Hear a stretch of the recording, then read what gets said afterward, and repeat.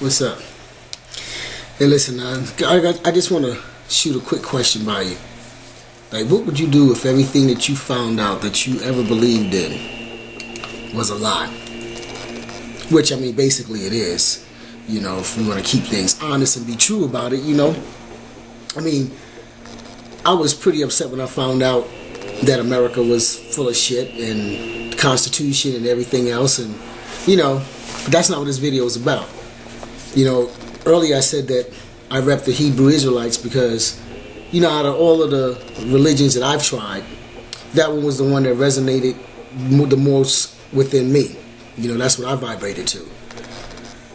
And I still always had my little doubts because, you know, I was like, well, why are we still following the New Testament if our God was the God of Israel back in the Old Testament? You know what I mean? How can Jesus Christ come to save the lost sheep of Israel, but God saying that he's the one who's going to save us? So, I mean, you know, I thought about things like that, you know, but I just kept it to myself because, you know, I'm coming into this thing. I'm really feeling good about it. But there's these doubts. Anyway, make a long story short, you know, I started feeling that call again. I started back meditating. I started back, you know, with my stones and everything. And I started feeling better, started feeling more revived and more refreshed. And I want to share something real quick with you. And this is by Lieutenant Colonel Arthur E. Powell, who said that the power of the united thought of a number of people is always far more than the sum of their separate thoughts. It will be more nearly represented by their product. I mean, what does that tell you? If you can get enough people to get an energy, a thought around an energy, or put their energy rather around a thought, you can make anything come alive. You get a concerted effort, a bunch of people to put their mind towards one certain thing, and this is what we're going to believe on, and this is what we're going to, you know, put our faith in. You can make everything come true. You can make the stories of the Bible seem like they just happened yesterday. And this is what has happened. You have a bunch of people who studied the occult, which is not bad, but because of how they're using it as bad, they're using it as black magic to enslave the minds of people, to further their nefarious agendas. That's all this is about. You know, so I'm thinking, okay, I'll go along with the New Testament, but I'm not really too much. I really never read into the New Testament after I started studying with the Hebrews, you know, started thinking that I was an Israelite anyway. And then I came across this site that, you know, I tell you what, when you start meditating, you cannot go back. No matter what anybody says, there's nothing that can make you go backwards once your mind is opened up and it is expanded, and you begin to take in different types of knowledge, and thoughts come to you, and you find out that these thoughts are true. And, you know, nobody can take that from you. That's divine knowledge. That's divine inspiration that's coming to you now. And that's what these people who wrote this Bible, they don't want you to meditate. If you notice the main theme, they tell you to stay away from witches. Don't use your mind for anything, divination and all this stuff. When the children of Israel divinated, you know, they used the Urim and the Thummim. They cast lots. They threw down the stones that was in Aaron's vest to see what God's mind was, you know. And the reason why they don't want you to do this is because we only using like 1% or 2%, maybe 5% of our brain power. Because over our generations, we have been taught not to access those different areas of the mind which would illuminate us and give us enlightenment, so then we'd be able to see through the bullshit that these people are doing. They don't want us to be able to see through them. I bet you these people, these so-called Christians and so-called Hebrew leaders and so-called Islam leaders and everybody else that's a leader, they'll tell you to stay away from the Eastern religions. But I bet you they meditate. I bet you they do power Kundalini yoga. I bet you their Kundalini's risen.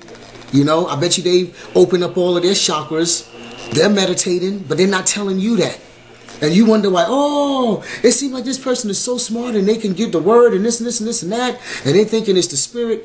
You know what? The Bible is corrupted. Sorry to tell you, even the Old Testament is corrupted. It's taken from Babylonian, ancient Babylonian, Chaldean, Egyptian, ancient mysteries. and esoteric writings and materials that they found. And every time they got into a country and found people that knew how to access these different parts of the brain through meditation, and they knew that if you go tho, me, and intone and touch certain parts of your body, you can heal yourself. People wouldn't have cancer. People wouldn't be crazy. It would be a whole bunch of things that would be in order if we knew how to access these things. But they removed these esoteric ways from us, so that we wouldn't know how to do it, the general populace at large, but yet they have access to it, and they know how to access these things, and they know how to get divine knowledge and illumination, because their Kundalini is arisen.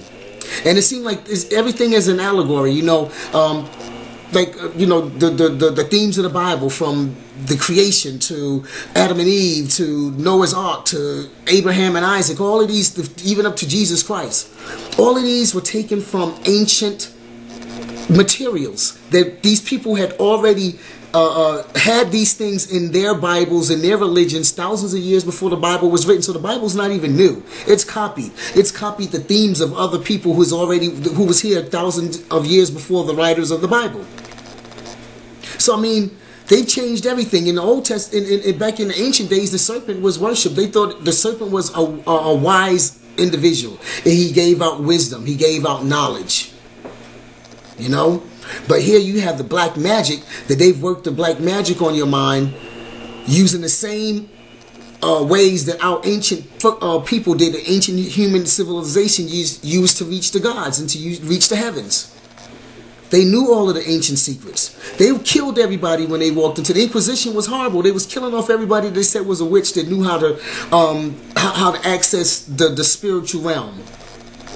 They didn't want us to know these secrets, so they tell you not to meditate, not to use your mind. They tell you you're in danger of hellfire. They're gonna kill. You're gonna be killed by God if you use these ancient and esoteric ways of reaching Him, and of healing your body, and of surviving, and of just living. You know. So I just wanted to bring that to your mind. I'm gonna leave a bunch of links for you to access this material for yourself, but I just find it very hard to believe anything these days. You know, the Kundalini is what they use as the Holy Spirit. You know, you go look up Kundalini in tongues or Kundalini in the Holy Spirit. It's the same exact mannerisms that you go through when you receive either one. And I have both of them, and I can tell you the truth. The Spirit of God, when I received the Spirit of God, is no different than when I allowed the Kundalini to rise in me. And it's even better, because I'm talking about your mind just becomes expanded.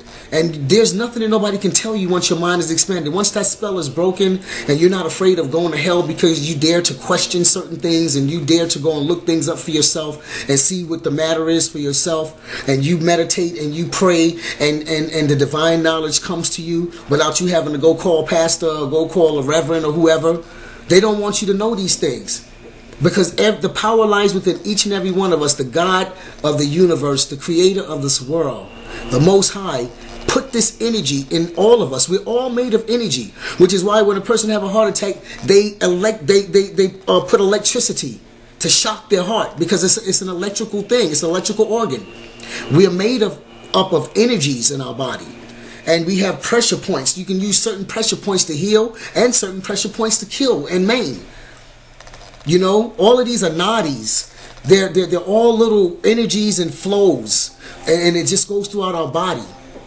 And they don't want you to know this, because if you were able to vibrate at a higher level, if you had access to your chakras being open, and your third eye being open, and your crown chakra being open, my God, this would be a different world if people were able to access this thing and use it the right way. You know. So that's just what I was thinking today. Don't rep anything. I'm a spiritual man. I'm on a spiritual journey. I'm an energy, you know, and that's how I'm going to conduct my life from now on. Peace and light.